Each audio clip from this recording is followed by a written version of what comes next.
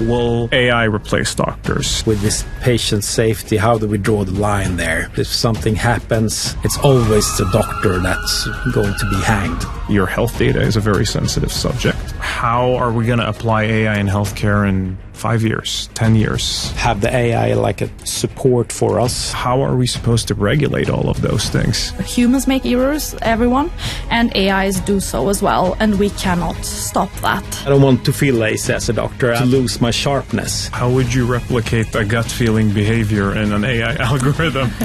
You can't. Yeah. It's simple as that. Hello and welcome to the Go Beyond podcast. This is the podcast where we dive deep into the digital revolution of healthcare, and especially today, where we're going to discuss AI in healthcare. And with me, I have two wonderful guests to dive into this topic and especially address the question, will AI replace doctors? And we're going to get to that a little bit later. But before we do, we have Gabriel Lagercrantz with us, as well as Nita, Mulliqi. And I will let you guys introduce yourselves and talk a little bit about your backgrounds. Nita, why don't you start? Yes. Thank you for the warm introduction and thank you for the invitation to be part of this podcast. I'm Nita Mulliqi and I'm a PhD student at Karolinska Institute, precisely the Department of Medical Epidemiology and Biostatistics. And there I do research on prostate cancer and artificial intelligence. So how can we use AI models to detect and grade prostate cancer? Besides that, I'm a lead AI scientist at ClinSight Analytics. That is a company that tries to turn this model that I developed throughout my PhD into a product and send it to patients' lives, basically. I'm also part of Women in AI Sweden, where we try to build an AI with more gender-inclusive AI, so include more females in the field. Yes. Wow, cool. I mean, I would love to hear a little bit more about that woman AI stuff. So this is now, essentially to create an AI that is not as biased, I guess, towards males, because that's where research is mostly done, yes. Or maybe you can talk about it a little bit. Yes, it's more of involving females in the field of AI. So females more involved hand in developing tools for AI. And I think that's also important because you bring a different perspective into the process of development. And that's mostly the intention there. We're getting there soon. Absolutely. And as we're going to get into the bias of AI, I think it's very important to diversify development in many ways. Now, that's a great point. Gabriel, how about you? Thanks for the invitation. I'm a GP. My background is I started my career as a student at KTH, engineer program. Continued that for 5 years, and then I jumped into medical school actually, and I had my mindset on become a GP, and then I were a GP for a couple of years, and then took over like a head of a primary clinic in central Stockholm, and then I've got another job as the chief medical officer at you can say Region Stockholm, so a fairly large mission with all regional primary healthcare and all the närakutes, the like light acute healthcare units. I got tired of that job and I actually quit, and then I got this job as the CEO of a private healthcare at around Stureplan here. So I'm working now as a clinic doctor, and part-time I have this CEO mission that I enjoy, and I have with my background as a engineer student, I have some old like computer skills, but it's getting old now. But the AI is certainly a topic that I find most interesting. So a black sheep from a technical school, right? Going into medicine, yeah? Yeah, you can say that. So I've been to school for many years. Yeah. Oh, that's great. But it gives you a different perspective, I guess, both technical and medical. How about you, Nita? Like, why AI? Like, why did that become sort of your main focus? Yeah, I think it has been 5 years since I work with AI in healthcare. And in the beginning, first year, it happened kind of randomly, but then I liked it, and that's why I continued with it. In the beginning, I started working with AI for colorectal cancer, and we published a paper back then, building a model that detects colorectal polyps. It went really well, and then from that, I got engaged into more AI and healthcare problems, such as that of prostate cancer that I work now. Yeah. Interesting. You said it went really well. How well did it go? But I mean, it's an interesting thing. So what were you able to, I guess, improve in diagnostics, I assume? Yeah. That's the main goal, to achieve a performance that is comparable to the doctors. Of course, we cannot say that we do better than the doctors when we train the AI model according to doctors' labels and doctors' grading labels. But the aim there is to achieve a comparable performance with the doctors. And I think that was kind of the main goal in both studies that I was previously involved in. Got it. Well, we're already touching the subject of AI in healthcare, which is great. And I was thinking we can just, for the audience, whether you're listening or watching us, at the definitions, right? Because there's so much that's been happening in AI right now, everything from, and especially since ChatGPT released and all of the generative AI models and so forth. But let's just start with AI and artificial intelligence. Nita, maybe you can explain to us what exactly is an AI? AI includes all models, machines, algorithms that are able to, so to say, think and perform tasks that otherwise require human intelligence and human thinking. And that can be anything. That can be image processing, it can be natural language processing, as you mentioned. It can capture machine learning algorithms and deep learning algorithms that differ with each other through the amount of data that they need to be able to perform these tasks. To put it in very simple terms, AI is a mathematical concept, mathematical calculations happening in the sort of called black box that a lot of people call it. You give an input, let's say an image with pixel information, pixel data, and at the end you get an output, one value, let's say 0 or 1. 0 is cancer, and 0 is benign, and 1 is malignant or cancer. Yeah, in the most simple terms. So, and then looking at, and in the, as you say, the most simple terms, like this, the kind of binary thing, 0 and 1, how do you then define, okay, I have a problem that I want to solve? How do you choose the model? What's kind of the route forward? Where do you go from there? I see. Depends. I think many of the problems in AI are trial and error. So you need to conduct a lot of experiments until you converge to the point that you are happy with the performance and you pick your model. As a scientist, from a scientist point of view, we start with a thorough literature review and see what's out there, what are people using mostly in similar problems, try those out, and then, just conduct a couple of experiments, modify parameters, and then achieve the results that we aim for. So trial and error, essentially. Yeah. Got it. And then looking at, because obviously AI has applications in many different fields. Today we're going to look at healthcare more specifically. Now, during your kind of experience and the research work that you've been doing, are there particular methods or models that you've narrowed down, like, okay, these are the ones to use in healthcare, or, is it just still I guess, a mess of different algorithms to try to kind of narrow down through trial and error? Yeah. I think in the healthcare and the medical domain, data is the limitation. So you would pick algorithms that are sort of good for your kind of data, for your amount of data that you have. Let's say when you are classifying images, and if you're training on a large-scale data set, you would need a doctor to sit down and label pixel per pixel level your images so you can train your AI algorithm. And that's almost impossible due to time limitations and other limitations, of course. And the best approach here would be to use an algorithm that would maybe not need pixel level annotations, but would instead leverage image level annotations, where a doctor says that, okay, there is cancer in this biopsy or in this image, but we don't know where it is, and let the AI itself figure it out where in the image it is.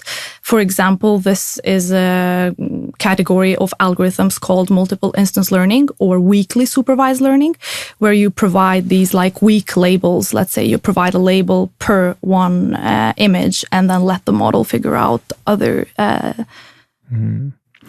And like the interesting thing that I just picked out of all of the interesting stuff that you mentioned was you said data and I guess the lack of data. Yes. So just me thinking, and Gabriel, maybe you can echo what I'm saying here. Like right now, there is a lot of healthcare data that's digitalized, right? I mean, we do have them in medical records and journals and so on. So when you say lack of data, what does that entail? Because it seems like there is a lot of data. Mm-hmm. So are there regulatory issues or Yes. Yes, that's the main problem, regulatory issues. I think in Sweden, at least, it's more flexible when it comes to having access to patient data. But in countries like US, for example, it's almost impossible if you're not part of the clinic or institution to get access to the patient data. And that, of course, limits training these big AI models that would be able to have good performance. Because AI models rely highly on training data. So the more training data you have and the more the training data represents the general population, then the better results you will have and the better generalization capabilities that model will have. Yeah. Well, that I mean, makes a lot of sense, right? You need the data to train the model. Gabriel, I want to ask you, because now, Nita has been talking about the type of models and how to go about developing them and the data and so forth. But in regards to, now actually applying them within healthcare and the different areas we have in healthcare, because it's massive, right? Very broad. Coming in with a GP perspective, where do you think, AI will have the most kind of significant benefits within healthcare today? And I guess both benefits for the patient, but also for the doctor. It's a big question. I think I think the main part today and a few years ahead, maybe just like a support for the GP. If you only talk about the GP in specialist doctors, it's like we have a big demand on a support on interpreting a lot of data, but also managing the journal, the charts, and with the referral to different type of other, like for X-ray and stuff like that. If you have an AI that could help us with to put down a referral or put down a chart, then it's a big win for us, because we can have more time focusing on the patient, maybe to actually examine the patient and to feel the patient out. And sometimes right now for GPs in Sweden, I think a lot of countries are struggling with this.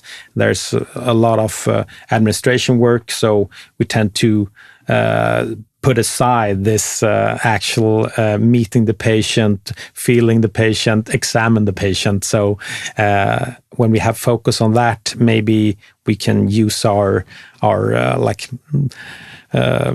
what we've been trained for better. I hope so. So right now, my biggest hope is to just have the AI like a support for us, and I think that the AIs today and further on is more like we tend to have so much info from the information from the patient, it's hard to just put it together in a like a summarized version, and the AI can help us with that. So I think it is a great support for us. So so administrative automation essentially is one part of it, right? I think that's one part of it, and that's a huge like leap for the GP generation, because we've been struggling with that, and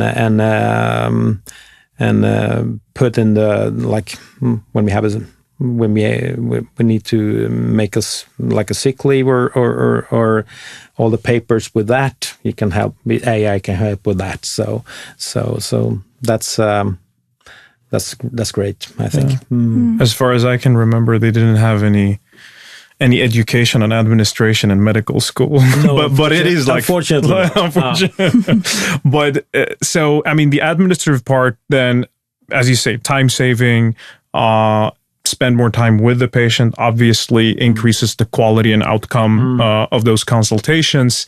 Then looking more specifically into, you also mentioned, diagnostic support, right? Decision making and so forth. Now we're starting to kind of get into areas where things can get a bit sensitive, right? Because now you have the doctor and you have the AI and perhaps one decision versus the other decision. How would you want to see the application of AI in decision making? Like, again, coming from a doctor's perspective and thinking about the patient safety.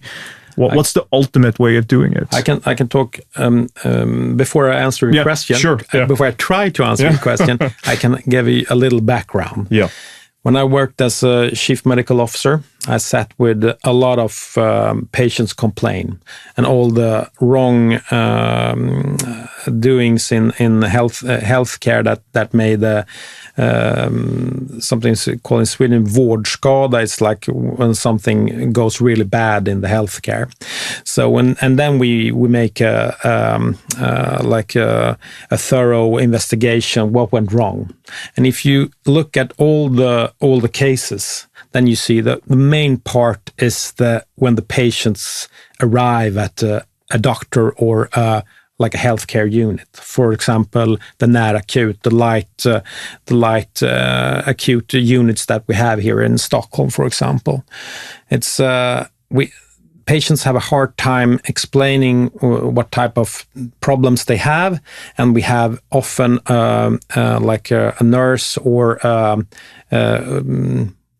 what do you call them? Undersköterska in English, sorry.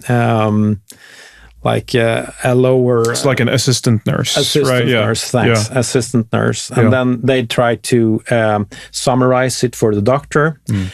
And I hope that AI can help with that, like consultation with the triage, because there's so many mistakes because of human error.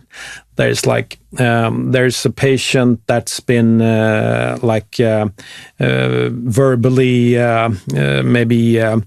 verbally outspoken, and it's some ways cultural, like we have language difficulties, and then the human aspects come in, and then you can't go to this clinic. We'll have to meet you outside, because I feel that that's the best way to go, and then we miss a lot of things. So we need we need the AI for the right like triage to put down, is this a patient that's going to be very bad, or is it something that some patients that can wait for at least 2 hours. So if you look at all the healthcare units in Sweden now, we lack this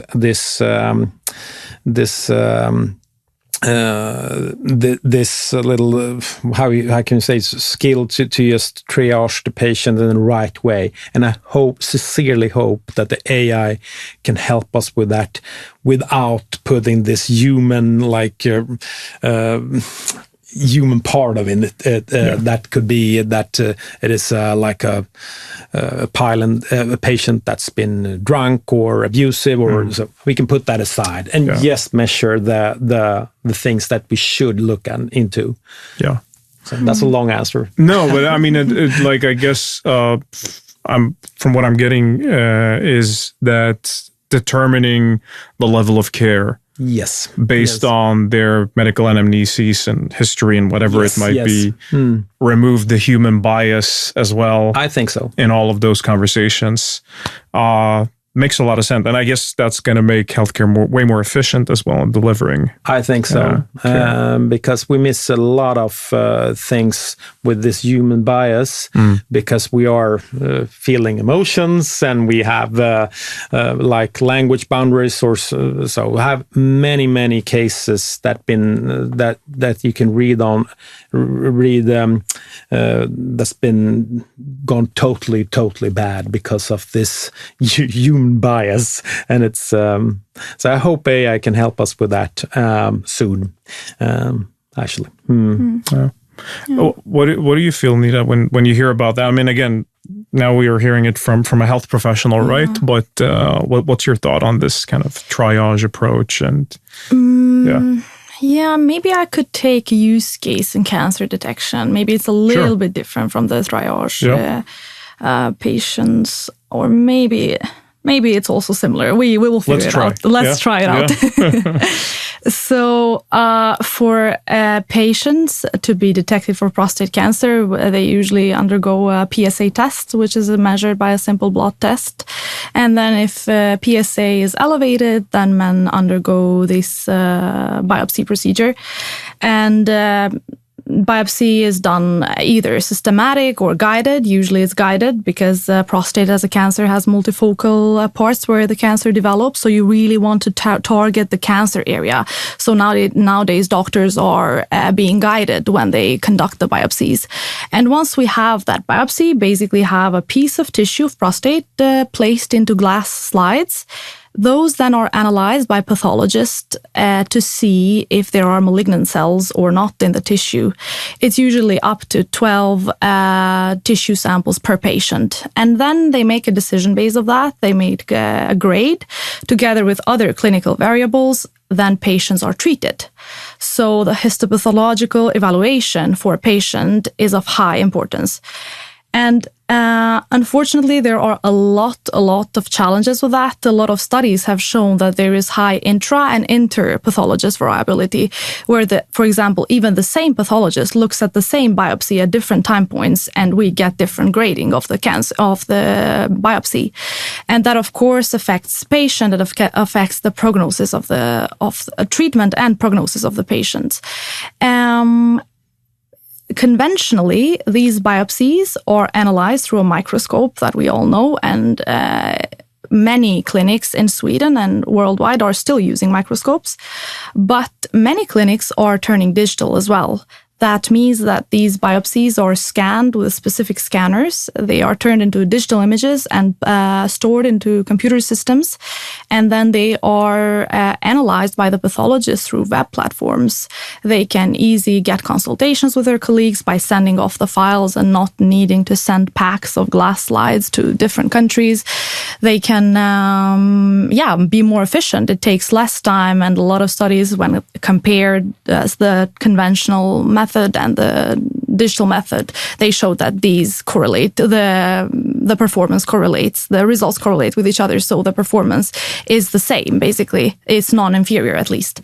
And AI fits into this picture if in the images that are stored on the computer systems, then we can apply AI algorithms to detect those images and to analyze and to be able to show where in the digital biopsy there is cancer.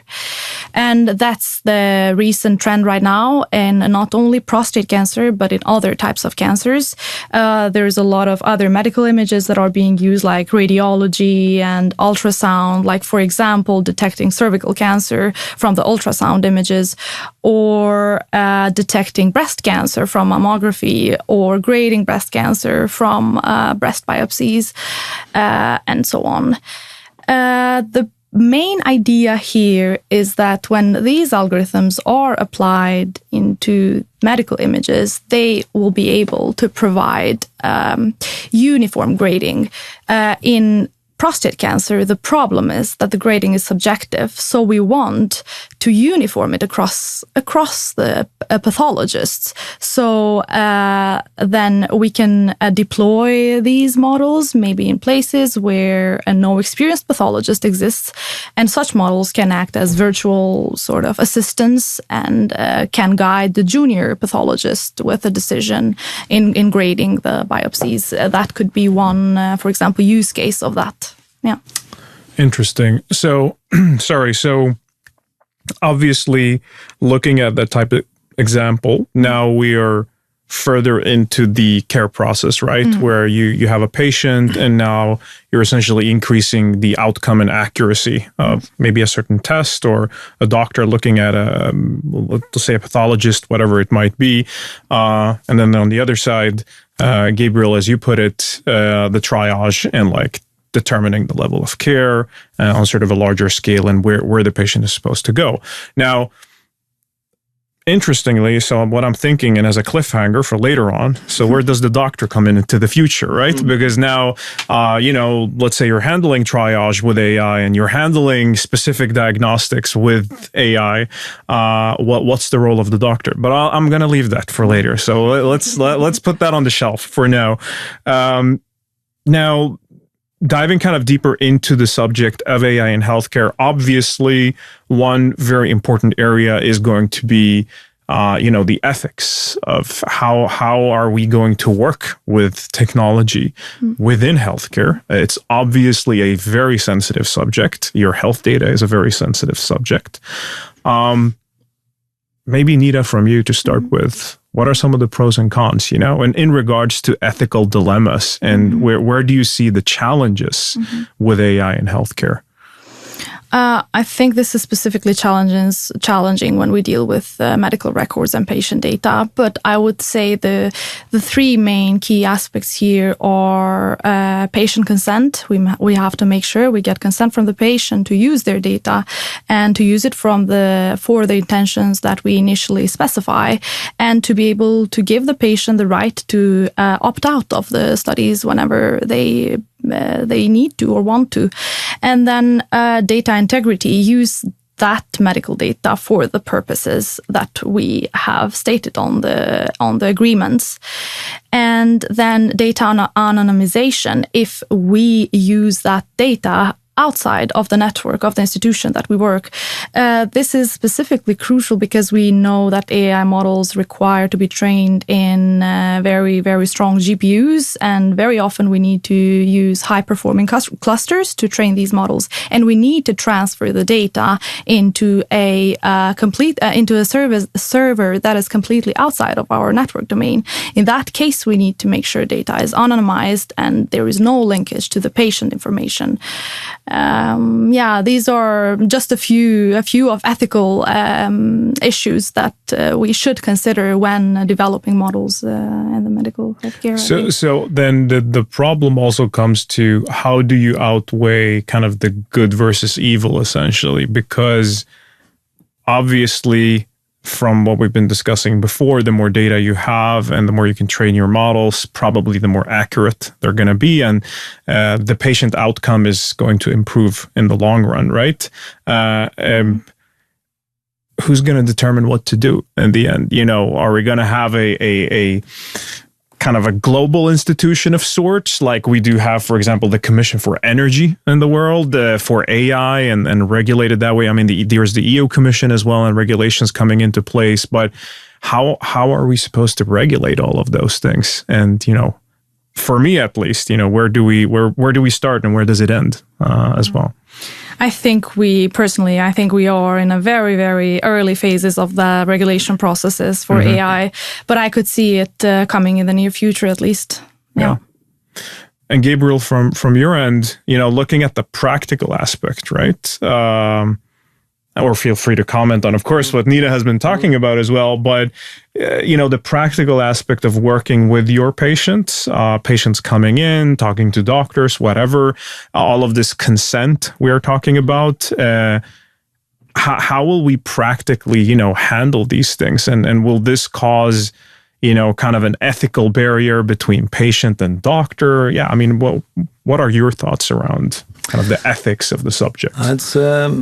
I think I've been working with patient safety for quite some time now. I still have some lectures, like trying to educate young doctors and the GDPR in Sweden. How we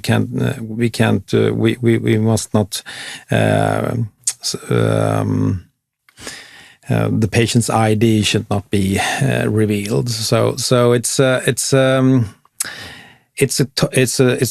topic. I thought about what Nita said. It's a topic it's just early in stage, and we're just trying to see how we can deal with it. And for example, we already have an AI at my healthcare unit that helps us with all the charts with the journals, and we have a document in the reception there that we explain that this conversation is being monitored by an AI. So some patients ask us, is this being recorded? How is it being, do you save the data for later on? And I think it's important to just put one data aside with the patient's ID, and the patient's ID is one thing and the data is one thing, and we have and that's manageable. I think we can have like a patient zero. It's we don't know. The AI doesn't know the age, the patient, the personal number, the sex. It's just we had some cough for 10 weeks. We had this. It's just data. And then the doctors can help to put this together. And that's what we are doing today. And I think that's like a neat way to deal with the AI, because I think it's hard if you can, like, this is patient blah, blah, blah, with the personal number, and please help us with... Maybe so. It's a. I think we need to have this topic alive throughout this whole process going on for our lives, of course, and then to just separate those things with the patient's safety, the patient's ID, and just like forming that we have the data that's been putting together for the AI, and then we can put it together later on. So that's maybe a kind of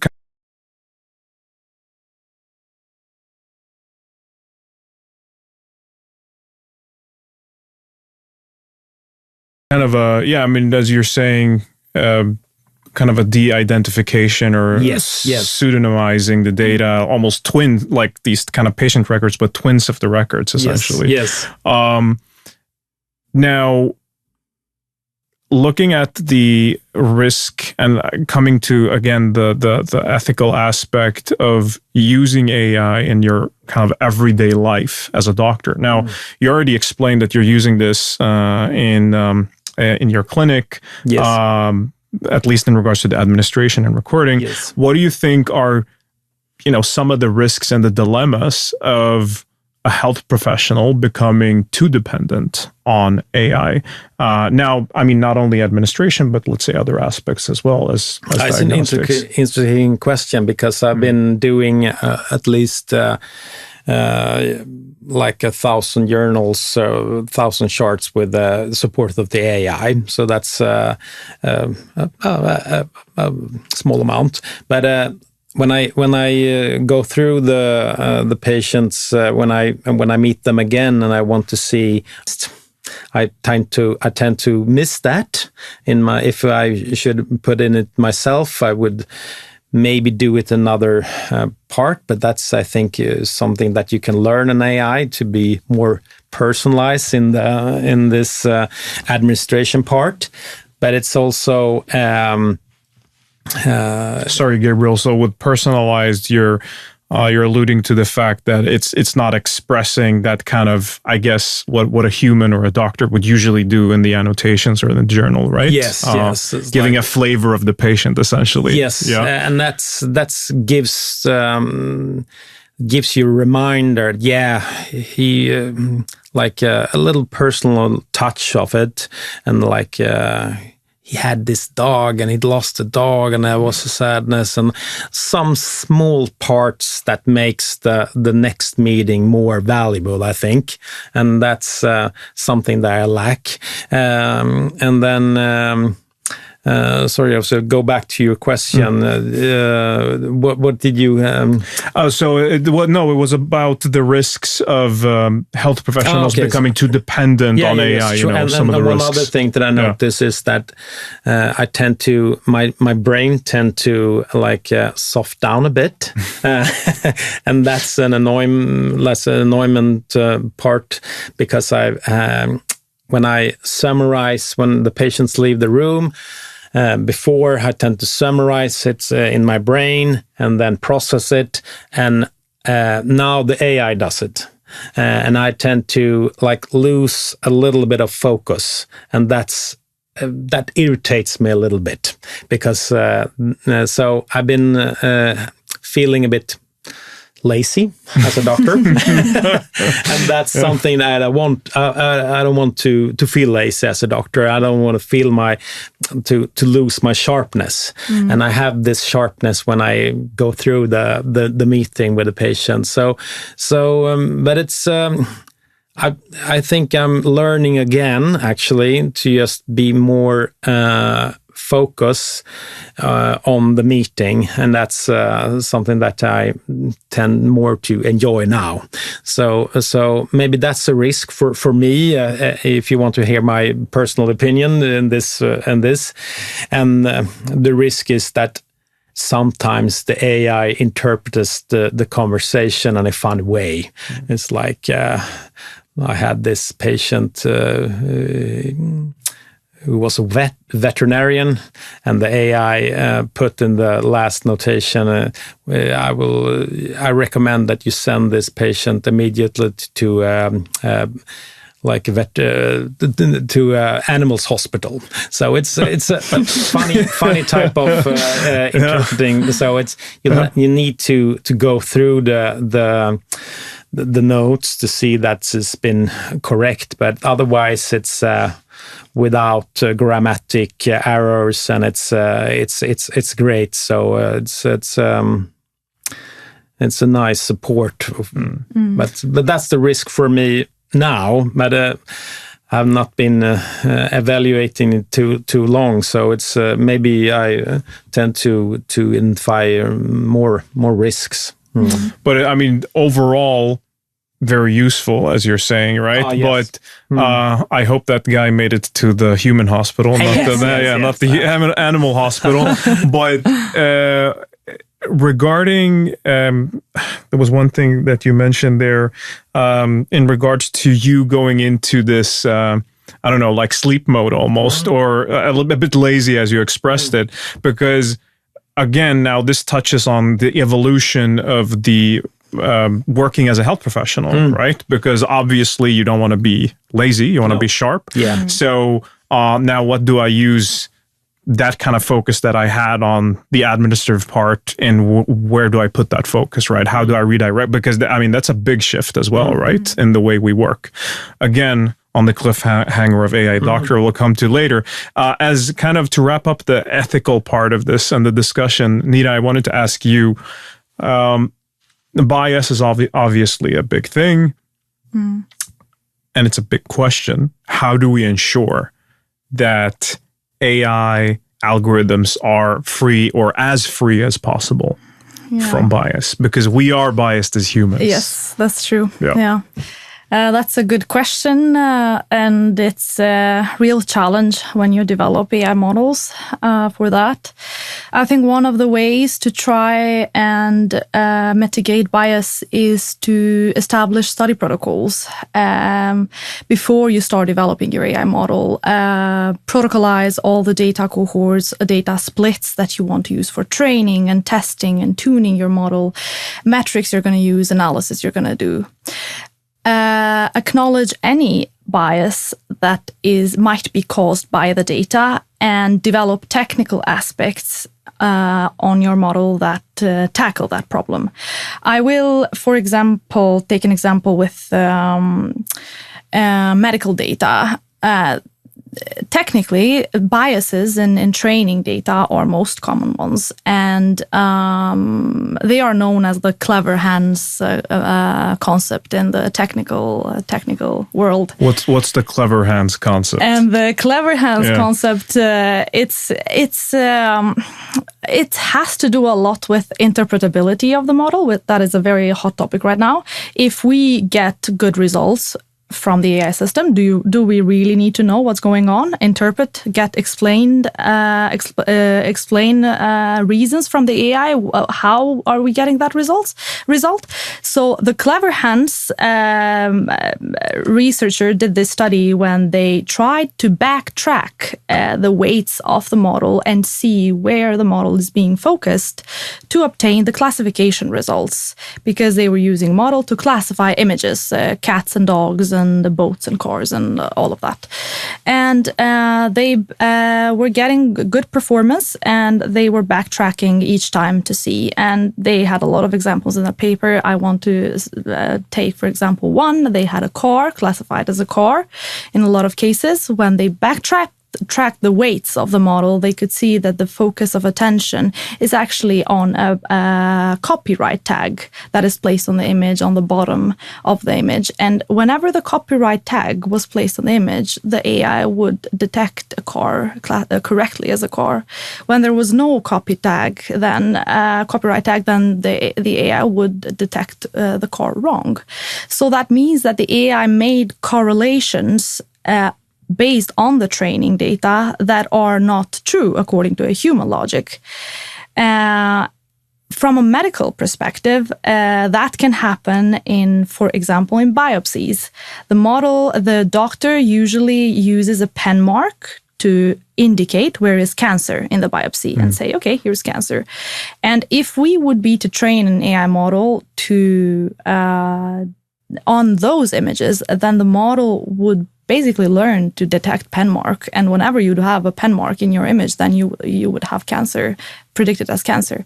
So these are a few biases that we can tackle. It's important to acknowledge, report them on study protocol, and then tackle them on training data, clean your training data. What we did with our model is that we got rid of all the pen marks, and we used only the tissue to be trained for the AI system. That could be one way to at least address the training biases.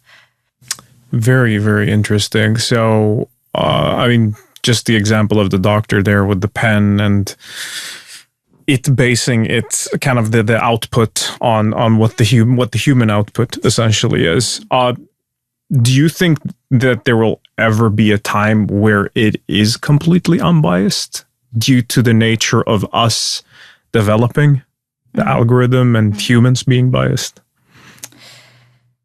Yeah, that's a good question. I guess we would not need to be biased to be able to develop unbiased AIs as well. So true. So we will never know. We will never know. What do you think about bias in AI, Gabriel? Actually, to be honest, I've not thought about it so much because I've been just working with. We're trying this now, the help, and we're going in it with some sort of skepticism, of course, and then So I can't give you anything specific about just the topic bias in AI, actually. I think I'm impressed with Nita's answer. Well, it's a very fair point and very evidence-based in the end. That's what we like. Okay, jumping back in, looking at, again, AI, healthcare, and the future of the technology in healthcare. Because obviously, we've now discussed a little bit around the application and the ethical challenges and dilemmas. And also about, where it's being used, even in your clinic, Gabriel, as well as in your research. What's the future going to look like? How are we going to apply AI in healthcare in 5 years, 10 years? What and kind of what areas do we think are going to develop maybe more than others? Anyone there to? I hope that we can revolutionize the healthcare advisor system in Sweden, because we have this 1177. That's we have this nurses answering calls from worried patients, and then they can book the patients in directly to a doctor. And I've been working for many years, and if you work at a emergency unit, then that Kiki is working at the healthcare advisor now. Many patients come by with zero problems. So that's it's hard to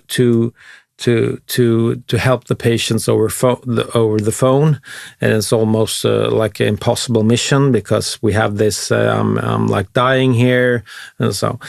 And I hope that we have some that we can not exchange maybe, but we have more support with that, because we're struggling with this in Sweden right now, and then there are so many fields in this AI development that is so interesting, and I think that in just a couple of years we'll have this.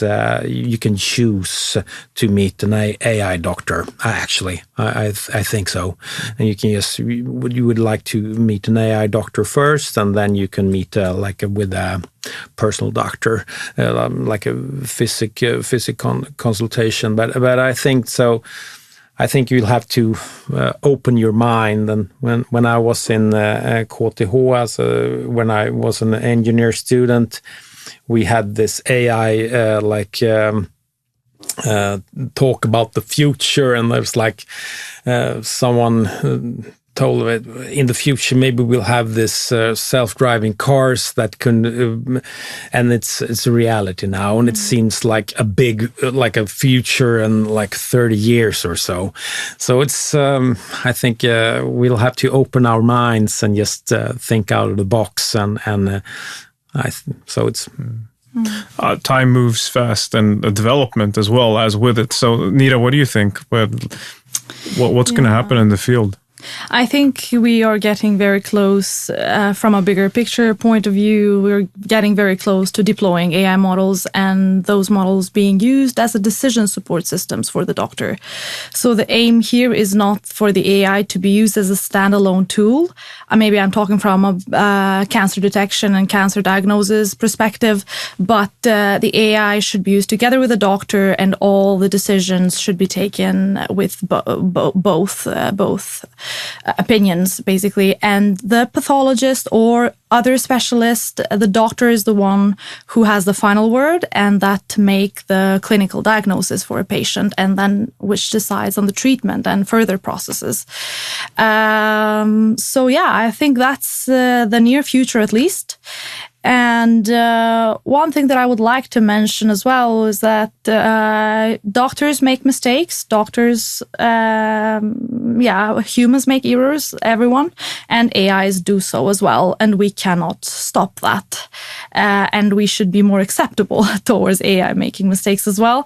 There are technical ways how you can tackle that. For example, flag unreliable decisions that AI makes, and AI flags its decisions and says, okay, I make this diagnosis, but I'm not sure. And that doctor knows that actually those results are unreliable and it can further analyze. So that would be one way to mitigate AI errors, at least in clinical practice. I don't think AI, maybe that's a question coming, but I don't think AI will replace doctors. And I don't think... Now you're getting ahead of yourself, but okay, no, good. Okay, so we're going to get to that. Okay, we're going to get to that. So what you've been talking about is a little bit around the subject of this symbiosis kind of between the doctor and AI. Yeah. And Gabriel, what do you think? Do you agree on that? Like having a collaboration certainly between doctor and AI is the best? I think that's the way to go. But then, before we then jump into that very important question, to answer if AI will replace doctors, what are some of the things that are irreplaceable elements of traditional healthcare that you don't think, AI could necessarily replicate or do better? Any thoughts? I think that that is the personal touch with this compassion feeling, like the hand on the shoulder. Like I see the troubles you're having right now. It's like this type of the patients need some emotional mirror, and I think that's it's going to be hard for an AI to deeply touch that, and I think many patients need that in a sense of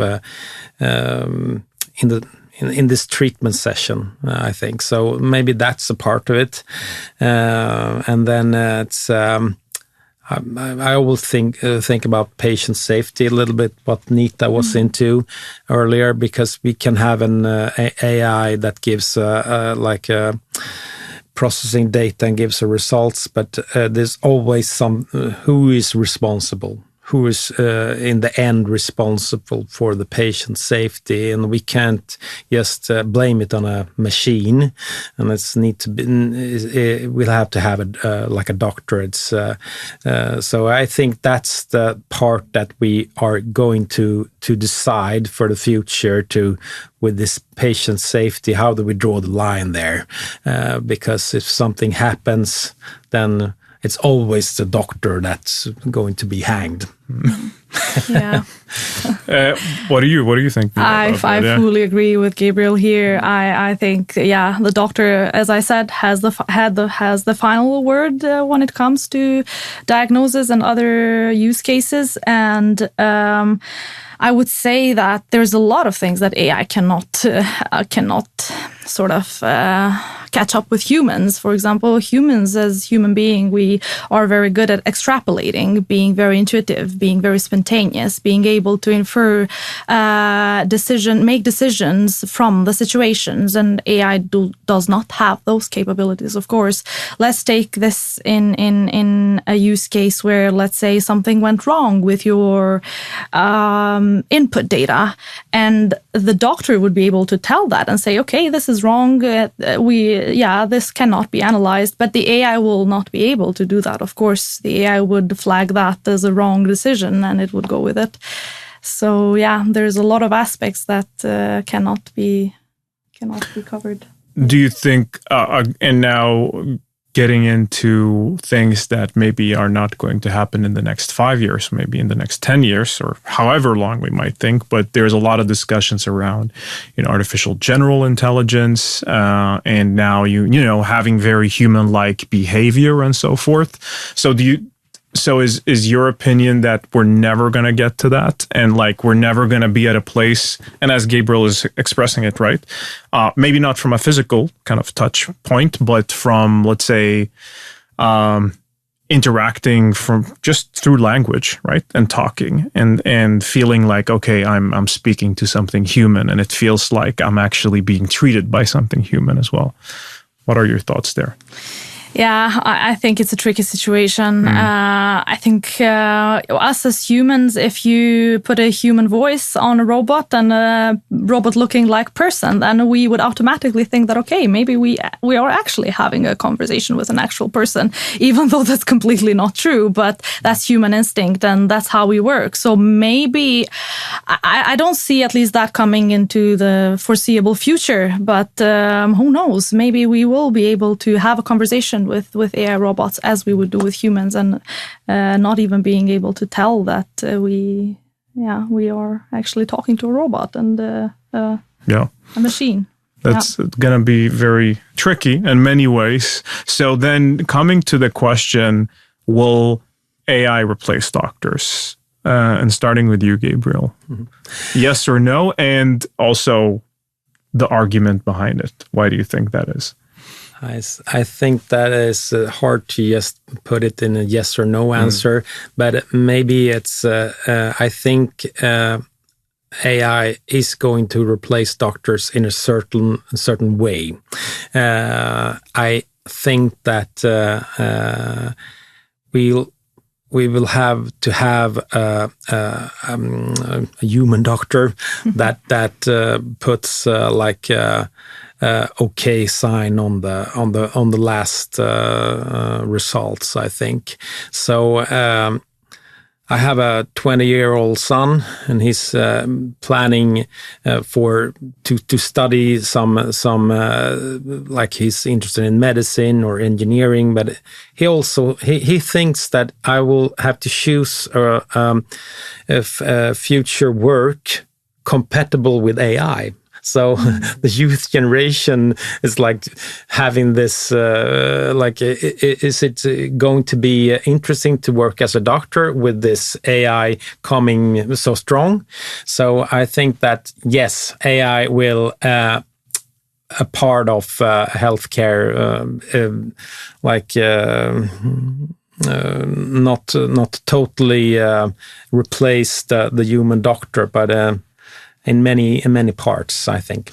Okay, interesting. So it feels like it will. Okay, it's like a half yes in essence, right? Yeah, yeah or a half no. Yes. What do you think the role of the doctor will be? Like, then looking at what we've just been discussing, right? Let's say that the AI is actually more accurate in diagnostics in certain aspects, maybe most aspects. Let's say that it does triage, that it does all of these things. What will be the future role of a doctor? I tend to think about this scene in Star Trek, where they have the AI and the doctor that makes his own decisions, but they have some support of the AI, but the doctor feels I'm going this way. So I think it's fun for me to just have this reflection about Star Trek. Have you seen it? But it's I think we will have to have, for at least the near future, we'll have to have a doctor that puts like the human touch on it.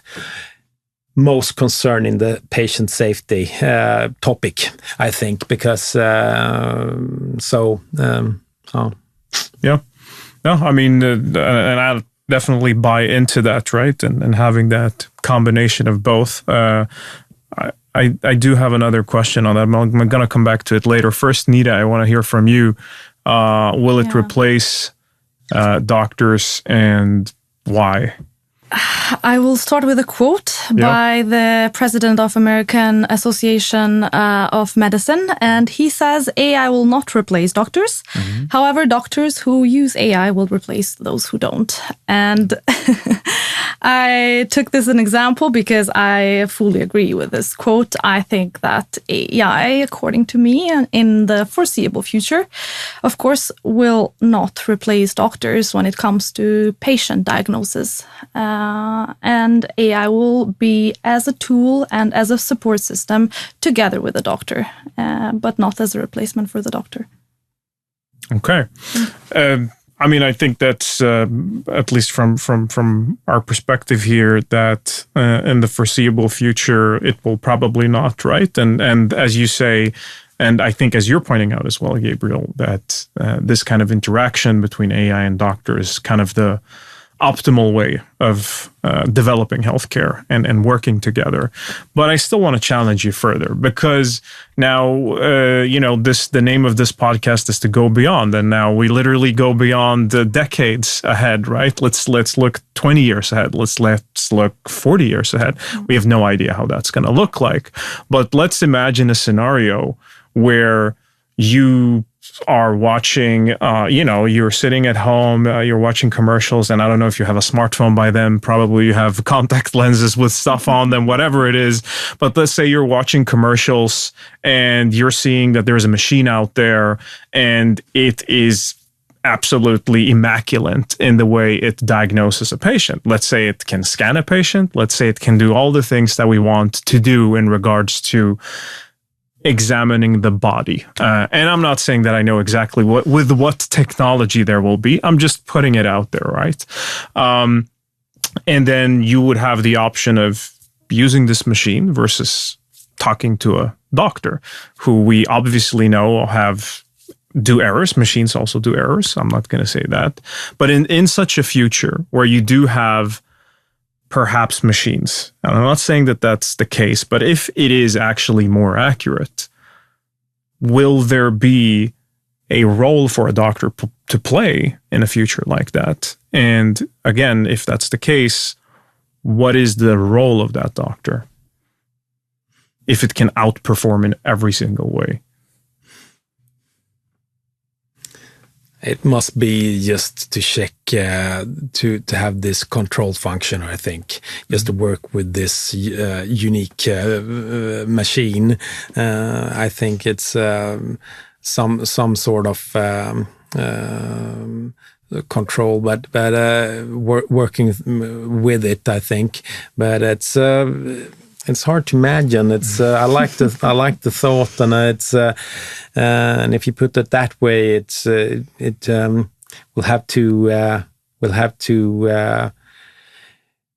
go through all of the medical education, of course, to just put it in like working with AIs and throughout all of medical school, I think. So and it's maybe a future that we will have to experience ourselves. Yeah, tricky question. That's the point. And I agree with Gabriel, because it's really hard to actually imagine if you would want to answer this question. I may be conservative, but I'm talking from a scientist point of view. I think it will be hard to completely, fully replace doctors and use only AI machines for medical decisions. I think there is always room for academic input and to those models as well. Disease might change, people might need to study those, and then you might need to train new AIs to detect those and to be able to work with those. So human brain is always needed, and it's hard to replace it, I think. One thing that you are mentioning here is hard to replace. Obviously, that's a big thing to replace, no matter how far in the future we are. But if we are, as you're expressing a little bit, Gabriel, this controller role that you would kind of have to take. So is that possibly the future for health professionals and let's say doctors, is that it kind of becomes more of a combination between, engineering and development of tools like these that are being used in healthcare. And then, as you're saying, right, you're having these control mechanisms and that's such a huge, huge step from, I guess, just looking at you and me, Gabriel, going to med school and then having our stethoscope and touching the patients and doing this and examining them and so forth. That's quite a big kind of talent shift, right? And you're even mentioning your son, right? Thinking about what am I supposed to do and what will my role look like? Because I mean, I just looking at myself, I had no idea that the role of a doctor would look like what it is today when I started med school, and it's probably going to change even more in the coming future. So, what are your thoughts around that, like engineering versus medical and so forth, and looking at the role? I've always have a special interesting in that, like working together with engineering and medical science. So I think that's a interesting topic to just combine those two, and why not? Why shouldn't we? And it's that's why I went 5 years with like an engineer student, and then swapped to med school, and I can just compare it. All my knowledge from the engineering program with this data topic that I choose. It's all the knowledge from that time is old now. I can't participate in anything with this because it's moved so fast. So it's I think it's so interesting, and why not bring it on? And I can see if I do some if I read some articles or newsflash and concerning the leaders in the healthcare in Stockholm now. They are a bit old, and they have a minor knowledge about AI and how it develops. So it's been hard for the top leadership in I think Stockholm that I know most about to have some changes, because we have this slow leadership, and it's always this with the patient safety, and we can't do that, and we can't do this, and we'll have to broaden our minds, I think, for it to actually become a serious part of our of the healthcare system. So it's Yeah, I agree. Actually, I think it takes people to change their mindset as well and be more open towards it. Yeah, I think that's a big part of the shift process in general. Yeah, the transition. And what did you think about the aspect of Nita on this kind of engineering, like more of a, let's say, engineering role involved, or maybe research or development for doctors to be quote unquote relevant, let's say, in the future? I'm not sure if I understand the question. So, correctly. I mean, essentially, we talked about AI outperforming doctors, right, in diagnostics. Then where do you see the purpose and the need of the doctor, right? If that's going to be now more oriented around having a role in medicine that is more development oriented, that's more research oriented, that's more engineering oriented. I see. Yeah, I think you're onto something there, because I think maybe as I mentioned before, the doctors, the human will still be in the loop. The doctors will still be there, but maybe their role in the process is more shifted towards research and less in application and clinical work, maybe. Yeah. And I want to challenge you guys even further, because looking at the way the workplace develops, and I think, Gabriel, you know this a lot, that you have nurses that are really, really good at diagnostics, like when they get to know the patients. And to be honest, nowadays, nurses actually meet patients or maybe interact with patients more than what a doctor sometimes do, maybe especially in hospitals, for example. Do you think that there's going to be sort of a role shift in that regard, where nurses kind of maybe take over more and more responsibilities from what the doctor does today, and then we see this whatever doctor or whatever we call this role having this more supervisory function. We see this trend in the primary healthcare today, that the nurses have a more like taken over some sort of diagnostics parts. So I see this is coming, and I recently read a study of the nurse being set in the triage, meeting like hundreds of patients per day, and then they asked them, how did you know that this patient was so sick? How did you know that this patient needed to be treated with the doctor like in 5 minutes or so? I don't know. I just felt it.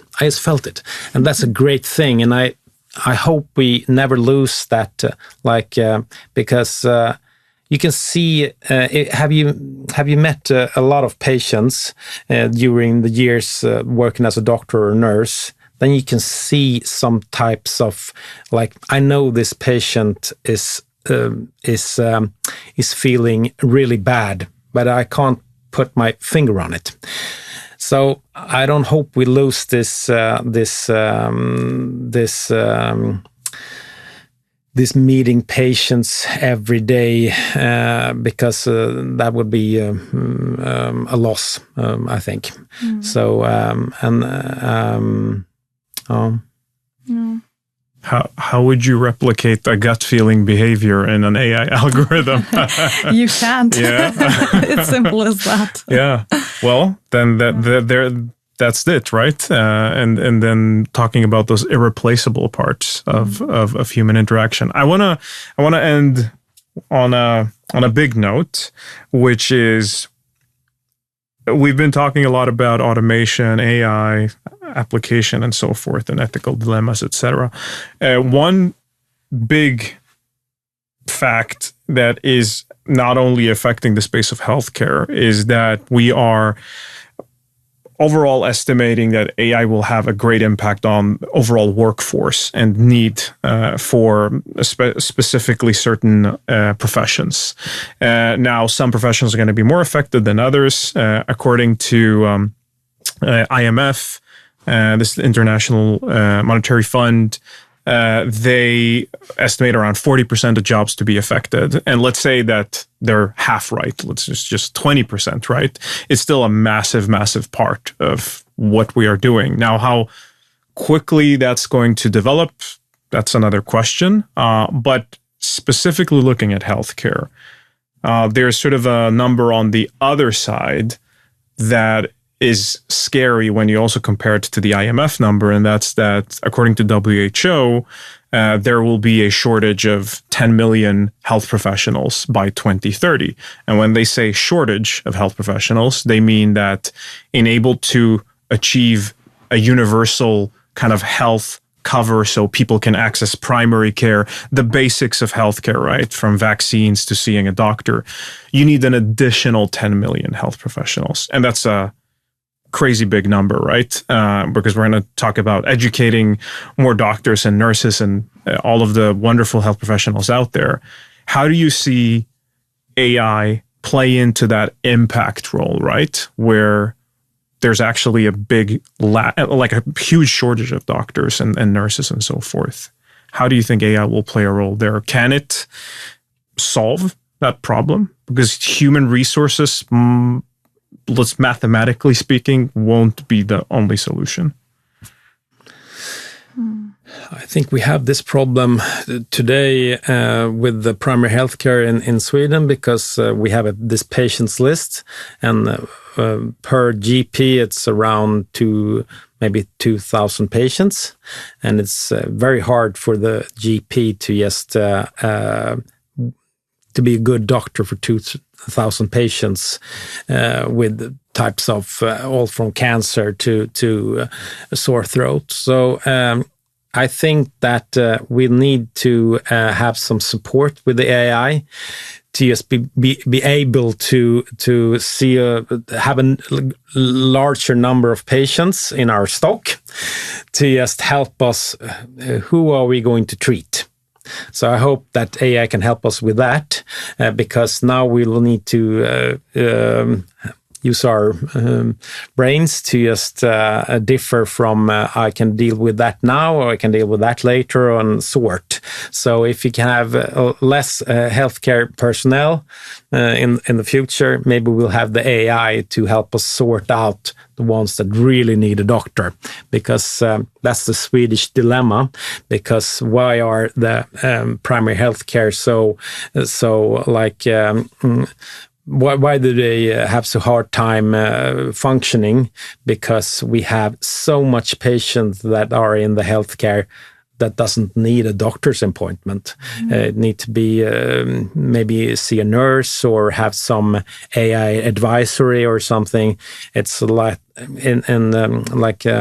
it's been a culture in Sweden to. And it's been from a political point of view as well. I think Stefan Löfven told the voters that you should be able to see a doctor in like 1 day or so, and that's impossible. So we will need to have the patients to come right through the healthcare to meet the doctor if they really need it.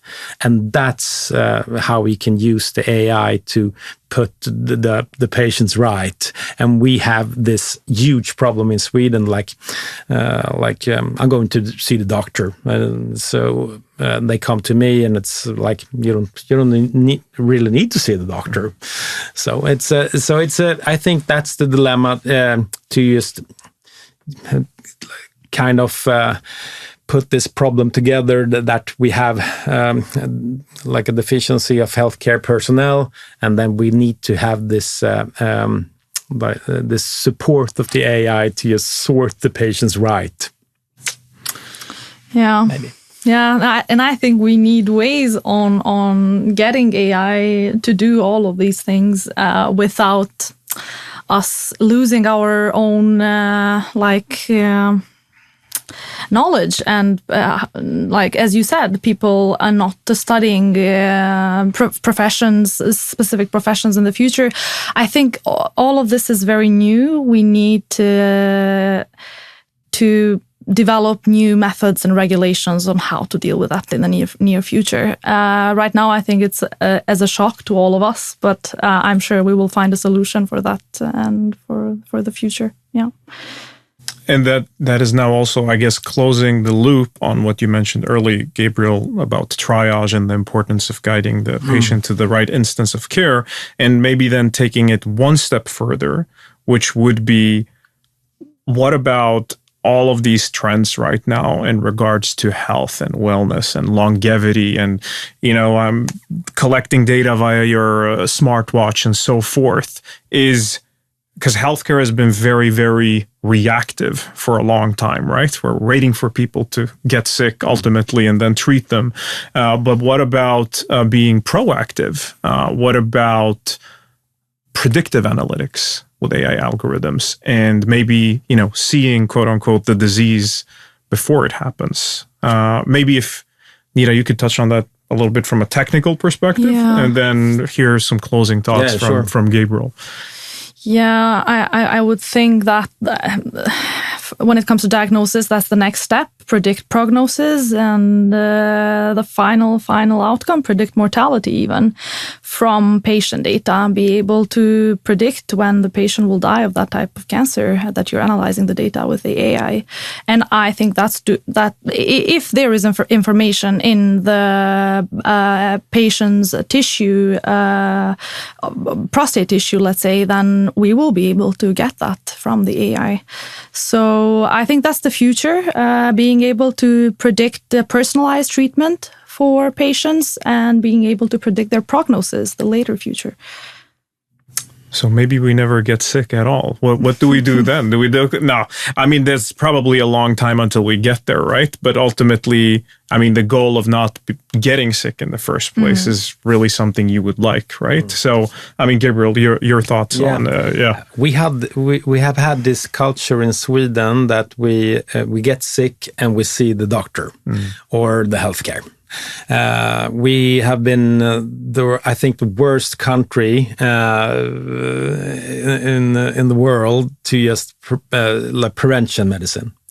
It's been a bit shameful for us because you don't need that in the primary health care. It's like health exams. For if you compare, for example, with Japan, all their thoughts about healthcare is prevention medicine.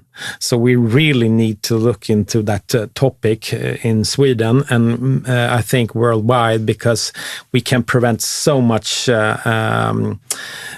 diseases with prevention medicine. It's still going on. If you look at some articles, people discussing how the primary healthcare units should work, it's still regarding to when you are sick, you should see the healthcare. You shouldn't see the healthcare to prevent some diseases. But hopefully we're getting there. And I have a smartwatch myself. I monitor everything from my sleep to everything. And I think we really need to go there with prevention medicine, because there is so much that we can do before we get really sick. Yeah. So... Yeah. And don't worry, we're not sponsored by Apple or Samsung here. We're just mentioning the smartwatches, but obviously a very, very interesting kind of next step in the development of healthcare. And then seeing, because as you've already mentioned, the issues that we're having, for example, in Sweden, and Sweden is one of the countries with the highest amount of doctors per capita in the world. So imagine the issues and the challenges in other countries, right? So, obviously looking at prevention, looking at seeing how we can detect disease very early and prevent those is something that would democratize healthcare more as well for people to access. I hope so. Yeah. Wrapping this up, we've been talking a lot and we've been discussing a lot of interesting subjects, but for our viewers and listeners out there, if there's one thing you'd want them to kind of take with them as a take-home message, right, from this podcast, what would that be? Nita, maybe you can start. If we're talking of AI in medicine, then I would expect people to have an open mindset to it and expect more AI tools to be used in clinical routines in the future. People should have the trust in the doctor, of course, always, and just consider the AI as decision support tools that will help their journey be smoother and better when it comes to treatment and patient diagnosis. So, yeah, that would be a message from a scientist point of view. Right. I think we should be glad to have the AI like a support for the doctors, because it gives us so much more time to just focus on the patient. So I will send this to our viewers and listeners that they don't have to be like scared of the doctors using AI, because we are interacting and now we're learning, and we always have the doctor as a final control function. I think I have only hope for this evaluation with AI. So I think it's a most interesting future that lies ahead of us. So. It's a great way of putting it. And I guess if we're trying to kind of gather everything that we've been talking about and to, again, come back to the question, will AI replace doctors? I think the answer was yes, no. But it was, in the end, it's a convoluted question, but obviously it seems like you're agreeing on the fact that the role of a doctor will evolve in one way or the other. Now, exactly what that's going to be like, that's another thing. But technology, that there's a lot of good that comes from it. We can increase, precision. We can increase the outcome, the quality, and also democratize access of healthcare in a way. But that also requires, I guess, both patients and health professionals to invest, and especially, I guess, health professionals to now invest their talent in this area, because, we need the doctors, we need the nurses and everyone to push this together in the end. Would that be a fair way of summarizing it? Yeah, so, yes. Definitely. Awesome. And on that note, this has been a blast. I really appreciate both of you, Nita, Gabriel, taking the time, sitting down, discussing this with me as our viewers and listeners. So really appreciate you taking the time, and thanks a lot for a wonderful podcast. It's been a pleasure. Yeah, it's been a pleasure. Thank you.